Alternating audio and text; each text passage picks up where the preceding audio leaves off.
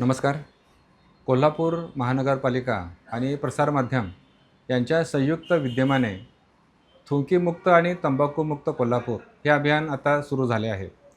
या अभियानास मी डॉक्टर मानसिंग शिंदे सनातन संस्थेच्या वतीने शुभेच्छा व्यक्त करतो.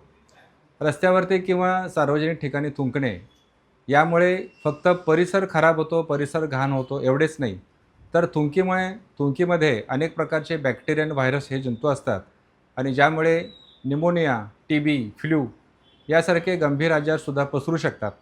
त्यामुळे आरोग्याच्या दृष्टीनं सुद्धा हे खूपच घातक आहे. आपल्या कोल्हापूर शहरामध्ये आई श्री महालक्ष्मी देवी, श्री अंबाबाई देवीचं वास्तव्य आहे. आपल्या कोल्हापूर शहराला आध्यात्मिक महत्त्व आहे. त्यामुळे आपण सर्व कोल्हापूरवासियांनी आपलं शहर स्वच्छ ठेवूया आणि कोल्हापूर महानगरपालिका आणि प्रसारमाध्यम यांच्या वतीने जे काही अभियान सुरू आहे, त्या अभियानाला आपण सर्वजणांनी पाठिंबा देऊया, सहभागी होऊया आणि आपले शहर स्वच्छ आणि सुंदर ठेवूया. नमस्कार.